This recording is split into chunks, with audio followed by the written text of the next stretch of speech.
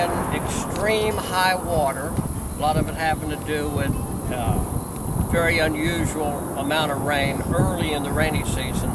With this extreme high water, it's important that we immediately pay attention to how to move this water out of here to keep the water levels and the refuge for fur-bearing animals within a time frame of a 100-year act of God, which is a 30 to 60-day period. We're going to go out today and survey multiple deer islands, which is the refuge for fur-bearing animals. If we all don't work together, federal agencies, water managing agencies, state agencies, and wildlife management agencies, we could have a massacre of wildlife out here and destruction of critical habitat of our environment and the ecology. As we tour today, we're going to be looking at all of the islands and see if there's any refuge left.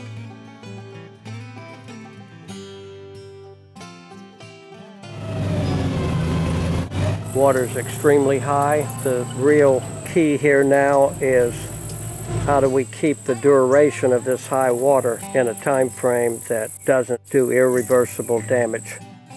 As you can see, the water levels now are within about 1 to 2 inches of the deer island being totally submerged. These deer islands are a refuge for the fur-bearing animals.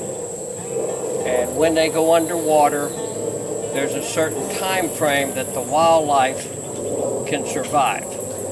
And that time frame is 30, at the most 60 days.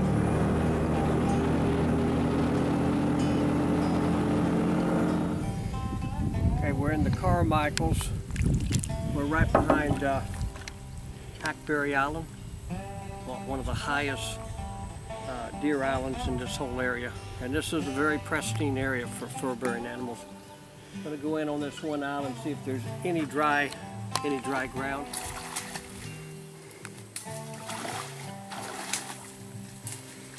Okay, as you can see on this particular island, it has went underwater. At the present time, it only has about 2 inches of water across the top, but it looks like that the lower islands in elevation out here are going under.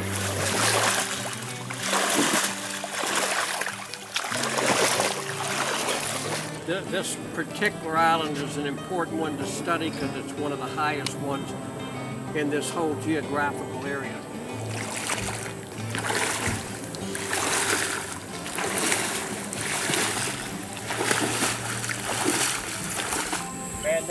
This particular crop rock is still above the water just barely by about 3 inches. And this is one of the highest ones in this area.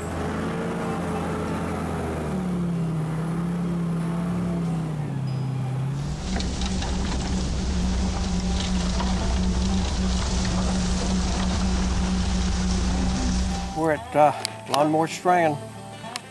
At the north end, there's a really nice deer island in there. We'll go in there and see if we've got a little bit of refuge for the deer. We only got about 1 inch, 1 more inch of water out here to 2 inch max, and the highest islands, fur-bearing animal islands and habitat, will be under.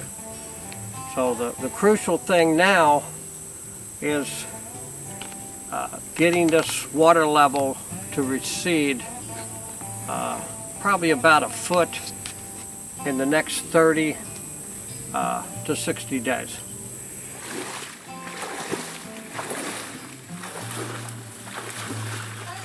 Yeah, we're south of the Carmichaels, about 3 or 4 miles, and this particular island is totally submerged.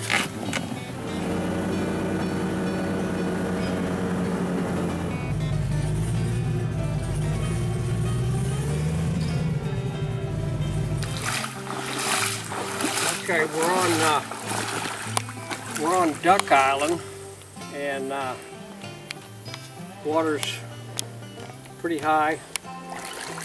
The actual main part of the island still has 1 to 2 inches, and then it's completely under as well. There's a lot of animals that rely on these islands as refuge and for nesting. Wading birds don't have a 3-foot leg, so when these sloughs get extended high water, then basically you're taking away the wetlands from the wading birds as well. The turtles have to have dry ground to nest.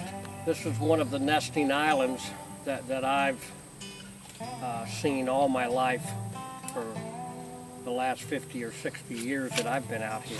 You know, having high water and unusual events that happen are natural, but it's the duration of the event that kills not only the wildlife, the ecology, and the environment. We've got to keep this duration under control.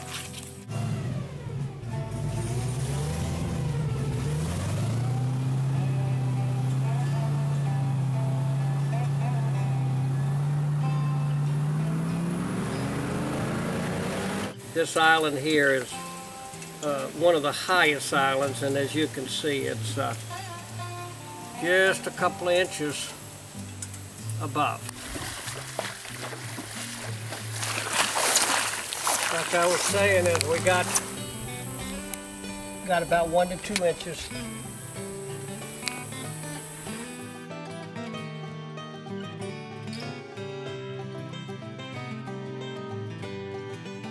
Been an all-day trip through the beautiful Everglades. We've been on somewhere in the neighborhood of about a dozen islands. Basically, I've seen signs of deer on all of them. All your high islands seem to be about an inch or two before they go under, so it's critical that we don't put no more water in the Everglades. We have to try to keep the duration of this event in the next 30 days to 60 days at the max, and maybe we'll survive another year until we decompartmentalize the system under Everglades restoration.